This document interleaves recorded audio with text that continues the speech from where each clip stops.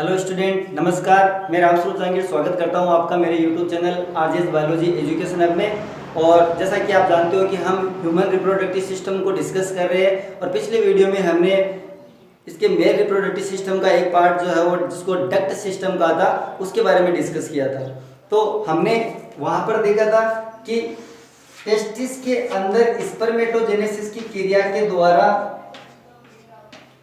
Seminiferous tubules के अंदर spermatogenesis की क्रिया के द्वारा स्पर्म का निर्माण होता है और ये स्पर्म जो है वो एक चेंबर में आ जाते हैं जिसको हमने रेटिटेस्टिस कहा था। और यहाँ से रेटिटेस्टिस से एपिडिडाइमस के अंदर इनका मैच्योरेशन होता है और मैच्योरेशन के बाद में ये वासा डिफरेंशिया द्वारा इंग्वाइनल कैनाल के थ्रू लोअर एब्डोमिनल कैविटी के अंदर आके और एक चेंबर में संरचना में आके स्टोर होते हैं जिसको हमने कहा था एम्पुला ऑफ वास। अब यहां पर सिर्फ स्पर्म आए और स्पर्म जो है इनको इंसेमिनेशन की क्रिया द्वारा फीमेल जेनिटल ट्रैक्ट के अंदर पहुंचाना है। तो फीमेल जेनिटल ट्रैक्ट में पहुंचने से पहले इन स्पर्म के साथ में कुछ ग्लैंड्स के सीक्रेशन मिला दिए जाते हैं। तो वहां हमने यह पढ़ा था कि इसके साथ में कुछ ग्लैंड्स, जैसे मान लो यहाँ एम्पुला वास के अंदर सेमिनल वेसिकल जो है एक ग्लैंड है जो आगे खुलती, तो इसके सीक्रेशन मिलते हैं। इसके अलावा प्रोस्टेट ग्लैंड्स और बल्बोयूरेथ्रिन ग्लैंड्स के जो सीक्रेशन है वो इन स्पर्म के साथ में मिला दिए जाते हैं और इन सीक्रेशन के स्पर्म के साथ में मिलने के बाद में जो फ्लूइड बनता है उस फ्लूइड को हम सीमेन कहते हैं। तो ये जो सीमेन है, अब आपको पता है कि इस सीमेन, यहाँ जो सीमेन बना है जो स्पर्म और ग्लैंड्स के सीक्रेशन से मिलने से बना है, इस सीमेन को जब इसके यूरिथ्रोजेनिटल जो पोर है इस पोर के थ्रू बाहर निकालने की जो प्रोसेस होती है इसको हमने कहा था इजेक्यूलेशन।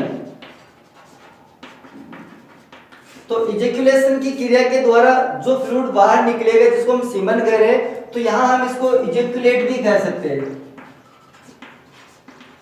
इसको हम इजेक्यूलेट भी कह सकते हैं क्योंकि इजेक्यूलेशन के द्वारा ये जो है वो पेनिस के थ्रू जो है जो यूरिथ्रोजेनिटल पोर जो है इससे जो है वो बाहर निकलेगा, तो इसलिए हम इसको इजेक्यूलेट कहेंगे। तो इजेक्यूलेट या सीमन जो है वो एक ही चीज है। अब हम आज इस सीमन के बारे में पढ़ेंगे कि इस सीमन के अंदर कौन कौन से घटक होते हैं और उन घटक का क्या जो है वो योगदान होता है, क्या उन घटकों का कार्य होता है, तो उनके बारे में आज हम डिस्कस करेंगे। तो इस डिस्कशन से पहले अगर आप मेरे चैनल पे नए हो तो सब्सक्रिप्शन का बटन जो दबा दीजिए और अगर आपको वीडियो पसंद आ रहा है, समझ में आ रहा है, तो लाइक का बटन भी दबा दीजिए।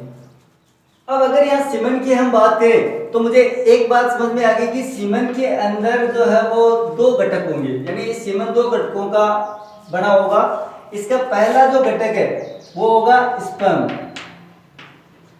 शुक्राणु, जो इसका मेन घटक है। शुक्राणु हम जानते हैं कि हैप्लॉइड सेल होती है जो ओव्यूम के साथ फर्टिलाइजेशन करेगी आगे जाके, तो मुख्य घटक तो हो गया ये। अगर हम इसके दूसरे घटक की बात करें तो ये उसका होगा प्लाज्मा, यानी सीमन में जो दूसरा घटक जो प्लाज्मा होगा।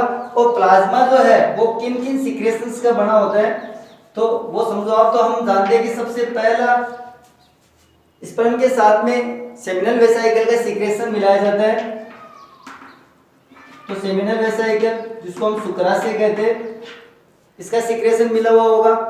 और आपको बता दूं कि सेमिनल वेसिकल जो है वो इसके मतलब जो लार्ज जो घटक है वो इसी का ही होगा, प्लाज्मा का। लगभग 70%, 60 से 70% जो पार्ट है प्लाज्मा का वो सेमिनल वेसिकल का ही होगा। दूसरे पार्ट की अगर मैं बात करूं तो प्रोस्टेट ग्लैंड, और प्रोस्टेट ग्लैंड के जो सीक्रेशन है वो लगभग 20 से 25% जो है वो प्रोस्टेट ग्लैंड का सीक्रेशन होगा सीमन के साथ में। और तीसरे घटक की मैं बात करूं तो होगा बल्बो यूरेथ्रिन ग्लैंड, जो इसका शेष घटक होगा। तो ये तीन जो ग्लैंड्स है, 3 प्रकार के जो ग्लैंड्स है, इन 3 प्रकार की ग्लैंड्स के सीक्रेशन जो इसका प्लाज्मा बढ़ाते हैं और बाकी का जो मेन जो घटक है वो इसका स्पर्म है। तो ये सब मिलकर जो सीमन बनाते हैं। अब यह ध्यान देना कि ये घटक जो है इनके यानी सेमिनल वेसिकल के जो घटक इनमें कौन कौन से जो पदार्थ वो मिलाए जाते हैं स्पर्म के साथ में, प्रोस्टेट ग्लैंड के द्वारा कौन कौन से कंपाउंड मिलाए जाते हैं, बल्बोयूटेरिन ग्लैंड के द्वारा क्या मिलाया जाता है कि वो जो है वो आगे जाके फर्टिलाइजेशन में उनका जो मुख्य योगदान होता है, तो कौन कौन से घटक है तो समझो आप। तो देखो यहाँ पे कि अगर मैं एक बार के एजुकेशन की बात करूं कि एक बार के एजुकेशन के दौरान जो है वो सीमन की मात्रा क्या रहेगी, तो अगर मैं एजुकेशन यानी सिंगल एजुकेशन की बात करूं तो एक बार के एजुकेशन के अंदर जो सीमन की मात्रा है वो रहेगी 2 से 6 ml।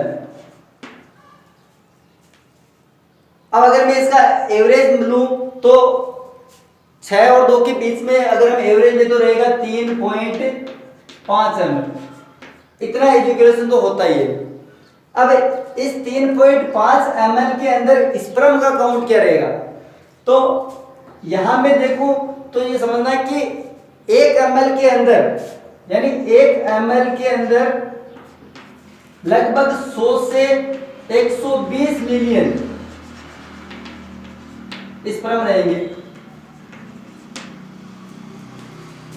तो टोटल 3.5 ले रहे हैं, तो अगर हम इसका एवरेज देखें तो टोटल जो स्पर्म रहेगा वो रहेगा लगभग 400 मिलियन स्पर्म।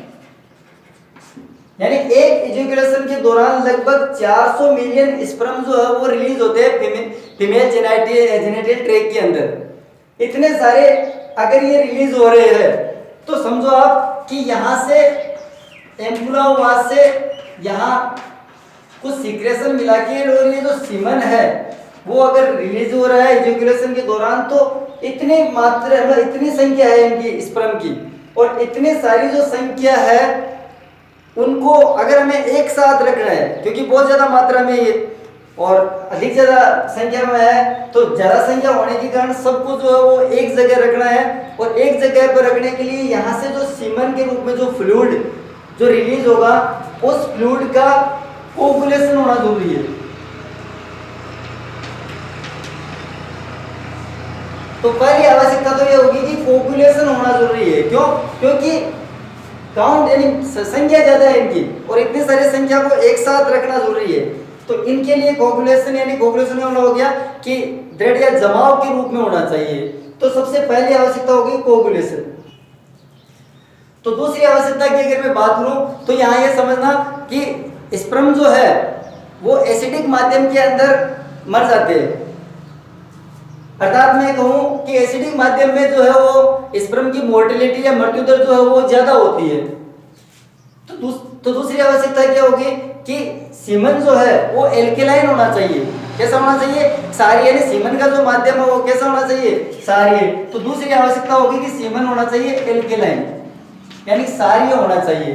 क्यों? क्योंकि हम जानते हैं कि पहली बात तो कि मेल जो ये यहाँ पर मेल का जो डक्ट सिस्टम है जिसमें हम यूरिथ्रोजेनिटल डक्ट को हमने देखा था कि यूरिथ्रोजेनिटल डक्ट जो है ये इसके द्वारा जो वो यूरिन भी जो बाहर स्रावित किया जाता है और एजुकेशन द्वारा जो स्पर्म भी बाहर रिलीज किए जाते हैं। तो दोनों रिलीज जो होने हैं वो किससे होने हैं? यूरिथ्रोजेनिटल डक्ट से। तो जब यूरिन रिलीज किया जाएगा तो यूरिन का जो माध्यम होता है वो तो होता है अम्लीय, और जब इजैकुलेशन द्वारा इस सीमन रिलीज होने वाला है तो उस दौरान इनकी जो है वो मोर्टिलिटी बढ़ जाती है, मृत्यु दर बढ़ जाएगी। और इस मृत्यु दर को बढ़ने से रोकने के लिए यानी पहली बात तो यहीं पर ही आवश्यकता होगी कि ये एल्केलाइन होना चाहिए ताकि मोर्टिलिटी जो है वो कम हो जाए, मृत्यु दर घट जाए, स्पर्म जो मरे नहीं। फिर दूसरी हम ये जानते हैं कि फीमेल जेनिटल जो ट्रैक्ट है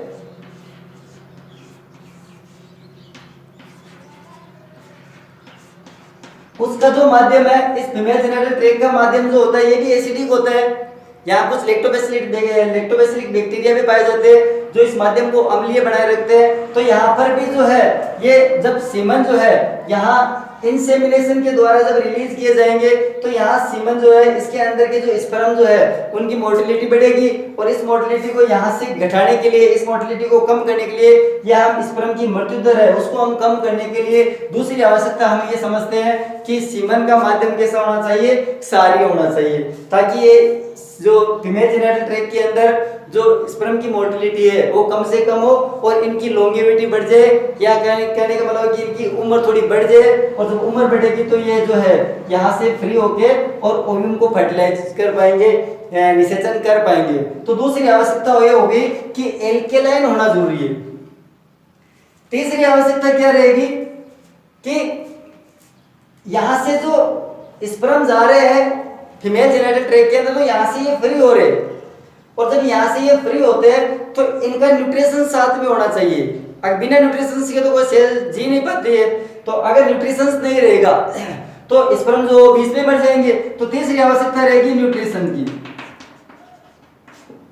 कि यहाँ पर न्यूट्रिशंस होने चाहिए। और आपको बता दूं कि स्पर्म का जो न्यूट्रिशंस जो है या स्पर्म जो न्यूट्रिशंस लेते हैं वो लेते हैं फ्रक्टोज से, तो फ्रक्टोज भी साथ में होना चाहिए। तो एक बात आपको समझ में आ गई कि स्पर्म जो है वो अपना न्यूट्रिशंस साथ में लेके चलते हैं, किसी की भरोसे नहीं होते। तो यहाँ सीमन के अंदर जो है कुछ न्यूट्रिशंस भी होंगे। अब चौथी बात वो ये समझो कि इंसेमिनेशन के द्वारा जब सीमन जो है वो फीमेल जेनिटल ट्रैक्ट के अंदर रिलीज किए जाते हैं तो यहाँ पर मैंने आपको सबसे पहले बता दिया कि कोगुलेट के रूप में होना चाहिए, कोगुलेशन होना चाहिए। तो ये जमाव के रूप में यहाँ पर रिलीज हो रहे, और अगर ये जमाव के रूप में ही रह गए यहाँ पे तो स्पर्म यहाँ से फ्री नहीं हो पाएंगे, और स्पर्म का फ्री होना जरूरी है। तो जब फ्री नहीं होंगे तो ये यहाँ तक पहुंचेंगे कैसे, यहीं पड़े रह जाएंगे सारे के सारे 400 मिलियन पूरे यहीं रह जाएंगे। तो इनके फ्री होने के लिए ये जो सीमन है इसका वापस द्रवीकरण भी होना जरूरी है, यानी ये द्रवीकरण होगा। जब ये वापस द्रव के रूप में बदलेगा, ये सीमन का जो फ्लूइड है वो द्रव के रूप में बदलेगा, तो स्पर्म जो यहाँ से फ्री होकर रिलीज होकर और ज्यादा से ज्यादा जो ओव्यूम तक इसके जाने के पहुंचने के चांसेस बढ़ जाते हैं, तब फर्टिलाइजेशन के चांसेस बढ़ जाते हैं। तो यहाँ पर चौथी आवश्यकता रहेगी फ्लूइडाइजेशन, यानी इसका द्रवीकरण होना चाहिए ताकि यहाँ से ज्यादा फ्री हो सके। तो ये चार आवश्यकताएं जो है वो पूरी होनी चाहिए, जिससे जो है वो फर्टिलाइजेशन के चांसेस बढ़ते हैं, और फर्टिलाइजेशन के चांसेस के साथ साथ में जो है वो स्पर्म की थोड़ी मोटिलिटी बढ़ती है। तो ये चारों जो घटक हैं, ये चारों जो आवश्यकताएं हैं वो पूरी होनी चाहिए, तभी जो फर्टिलाइजेशन के चांसेस बढ़ेंगे। और इन चारों की आवश्यकताओं की पूर्ति जो है वो सीमन के प्लाज्मा के अंदर जो है जो घटक है, जिसको हम सेमिनल वेसाइकल के, प्रोस्टेट ग्लैंड के, बल्बोयूरिथ्रिन ग्लैंड के जो घटक कहते हैं, वो घटक यहाँ पर क्या क्या योगदान देते हैं, उनके अंदर कौन कौन सी पदार्थ पाए जाते हैं जो ये चारों आवश्यकताओं को पूरी करते हैं, तो वो आगे आप समझो। देखो आप सबसे पहले घटक की बात करते हैं हम। प्लाज्मा का पहला घटक जो है उसको हमने माना था सेमिनल वेसाइकल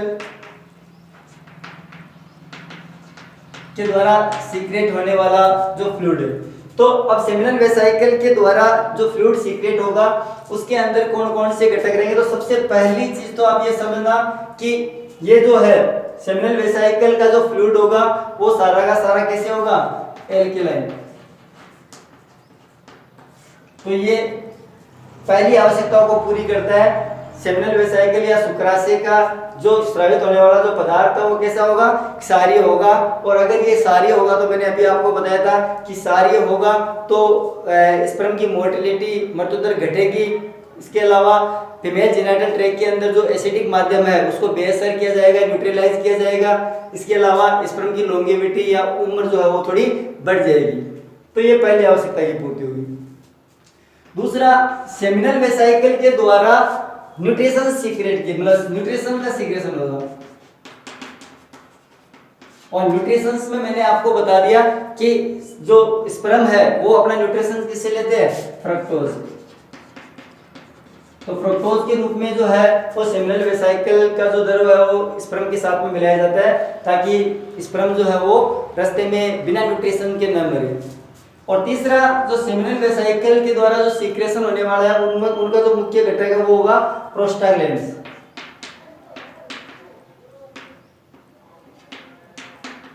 तो देखो प्रोस्टाग्लैंड्स क्या होते हैं समझो आप कि हम ये जानते हैं कि फीमेल जेनिटल ट्रैक्ट के अंदर जब स्पर्म जाएंगे तो यहां जब स्पर्म जा रहे हैं तो ये स्पर्म तो मेल के हैं, तो फीमेल के लिए जो है ये स्पर्म क्या हो गए, फॉरेन बॉडी हो गई। और फॉरेन बॉडी के लिए जो है वो हमारा इम्यून सिस्टम जो है वो उसको खत्म करने की कोशिश करता है। तो कुछ ना कुछ इम्यून जो है वो सिस्टम जो है वो डेवलप होगा और इम्यून सिस्टम के द्वारा जो एंटीबॉडी जो है या फिर मान लो कि इसको खत्म करने के जो है वो तरीके आजमाए जाएंगे। और उन तरीकों को खत्म करने के लिए, उन तरीकों को रोकने के लिए तो हम यहाँ कह सकते हैं कि इम्यूनो सप्रेस्ड करने के लिए प्रोस्टाग्लैंड्स जो है वो भी सेमिनल वेसिकल के अंदर मिलाए जाते हैं। ये एक तरीके के मॉडिफाइड फैटी एसिड होते हैं जो इम्यूनो सप्रेस्ड का कार्य करते हैं। यानी जो इम्यून सिस्टम जो फीमेल का है जो इनको मारने की कोशिश करेगा, क्योंकि ये फॉरेन बॉडी है और फॉरेन बॉडी को हमारे शरीर जो है वो एक्सेप्ट नहीं करता, उसको खत्म करने की कोशिश करता है। और उसके लिए जो हमारा इम्यून सिस्टम काम करता है और उस इम्यून सिस्टम का जो भी कार्य उसको रोकने का जो कार्य है वो कौन करता है, प्रोस्टाग्लैंड्स करते हैं जो मॉडिफाइड फैटी एसिड होते हैं। तो ये चीज आपको क्लियर हो गई होगी। ये तीन चीजें जो मेनली जो है वो सेमिनल वेसिकल के द्वारा सीक्रेट की जाती है। पहला एल्केलाइन होगा, इसका जितना भी द्रव्य है वो, दूसरा इसके अंदर न्यूट्रिशंस होगा, तीसरा कुछ विशेष प्रकार के प्रोस्टाग्लैंड्स होंगे जो क्या करेंगे, इम्यूनो सप्रेस्ड का कार्य करेंगे। स्पर्म को जो है वो फीमेल के इम्यूनो सिस्टम के द्वारा जो मारने की प्रोसेस है उसको उससे बचाने का कार्य करेंगे ताकि ये फॉरेन बॉडी जो है वो फीमेल के अंदर जो है वो जीवित रह सके और इसको फीमेल का इम्यूनो सिस्टम खत्म न करे। 2 नंबर पे मैं बात करूं कि सीमन के साथ में प्रोस्टेट ग्लैंड के सीक्रेशन भी मिलते हैं। और प्रोस्टेट ग्लैंड के सीक्रेशंस के अंदर कौन-कौन से घटक होंगे, कौन-कौन से पदार्थ होंगे, तो सबसे पहला एसिड फास्फेटेज एंजाइम होंगे।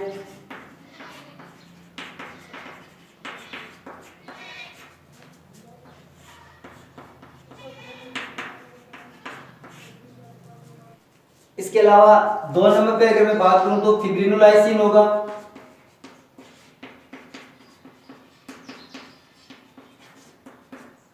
और फिब्रिनोलाइसिन का कार्य क्या होगा कि जो सीमन जो है वो कोगुलेट के रूप में है तो उसको फीमेल जेनिटल ट्रैक्ट के अंदर जो वापस उसका फ्लूइडाइजेशन किया जाएगा, तो ये कार्य फिब्रिनोलाइसिन करता है। तो ये फ्लूइडाइजेशन का काम करेगा,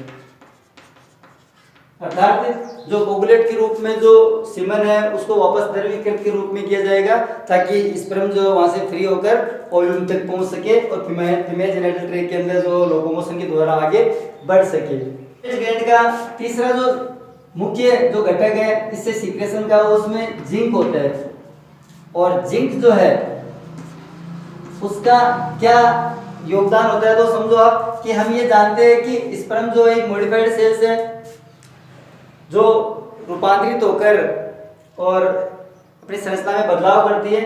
और इसके हेड के अंदर जो इसका क्रोमोसोम्स होगा, तो इस हेड के अंदर जो डीएनए है यानी इसके क्रोमोसोम में जो डीएनए है उस डीएनए की स्टेबिलिटी जरूरी है, क्योंकि ये लंबे समय तक जो है वो सिंगल सेल के रूप में जो फीमेल जेनिटल ट्रैक्ट के अंदर जो मूवमेंट करता है अपने खुद के लोकोमोशन से करता है, तो उससे जो है वो डीएनए की स्टेबिलिटी जरूरी है। तो स्थिरता के लिए यानी हम ये कह सकते हैं कि डीएनए की स्टेबिलिटी के लिए जिंक होता है।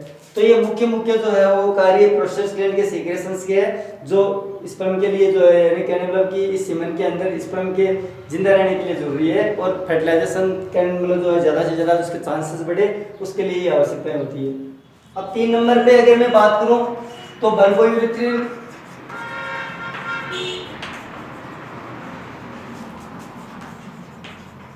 ग्लैंड्स के क्या कार्य है, ये भी एक पेयर ग्लैंड्स है। तो इसके सीक्रेशंस जो क्या क्या काम करते हैं, तो सबसे पहला कार्य तो यही होता है कि इसका सीक्रेशंस जो है वो मेल का जो ट्रैक है जिसको हम यूरिथ्रोजेनिटल डक्ट कहते हैं जहां से सीमन जो रिलीज होना है, तो यूरिन सीक्रेशन के दौरान जब उसका माध्यम जब अम्लीय हो जाता है तो उस अम्लीय माध्यम को वापस सारे माध्यम में बदलने के लिए जो है ये ग्लैंड्स होगी। और दूसरा कि ये जो है वो लुब्रिकेंट का काम करता है, यानी स्नेह का काम करता है और विस्कस बनाता है सीमन को, चिपचिपा बनाता है सीमन को।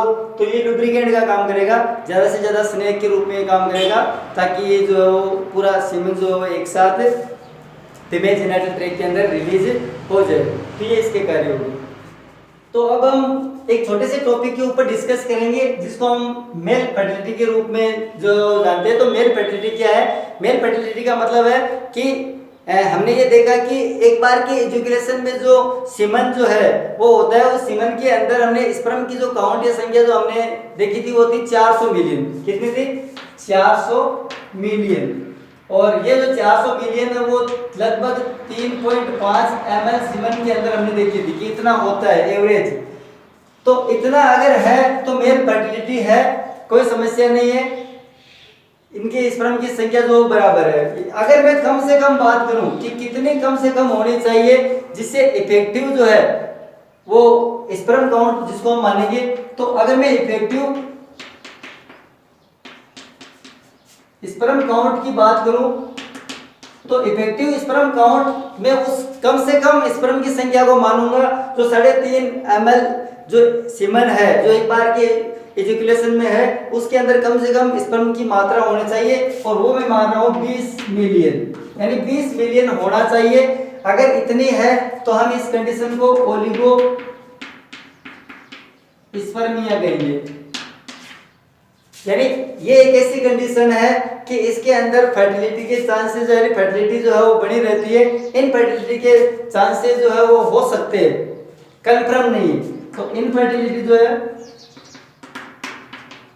ये कंफर्म नहीं है। इस कंडीशन को मैं जो है वो ओलिगोस्पर्मिया कहूंगा, या हम सीधी भाषा में ये कह सकते हैं कि कम से कम 20 मिलियन अगर है तो वो जो मेल है वो आगे पिता बनने के जो उसके चांसेस है वो रह सकते हैं। इनफर्टिलिटी उसके अंदर नहीं रहेगी, बंध्यता नहीं रहेगी। अगर मैं इस स्पर्म काउंट की बात करूं इससे अगर कम हो रहे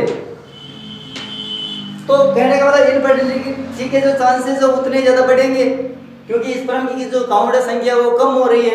और कम हो रही है तो फिर फर्टिलाइजेशन के जो चांसेस है स्पर्म के द्वारा वो खत्म हो जाएंगे, धीरे धीरे जो कम होने लगेंगे। और अगर मैं मानूं कि 0 है, अगर स्पर्म काउंट 0 है तो इस कंडीशन को मैं कहूंगा एजूस्पर्मिया। और इस कंडीशन में हम ये कह सकते हैं कि इनफर्टिलिटी जो है वो कंफर्म है, वो जो मेल है वो आगे फर्टिलाइजेशन या जो है हम ये कह सकते हैं कि वो मेल जो आगे जाके और पिता नहीं बन सकता, उसके अंदर इनफर्टिलिटी रहेगी। स्पर्म की जो काउंट है वो अगर 0 हो तो इस कंडीशन को मैं एजूस्पर्मिया कहूंगा। तो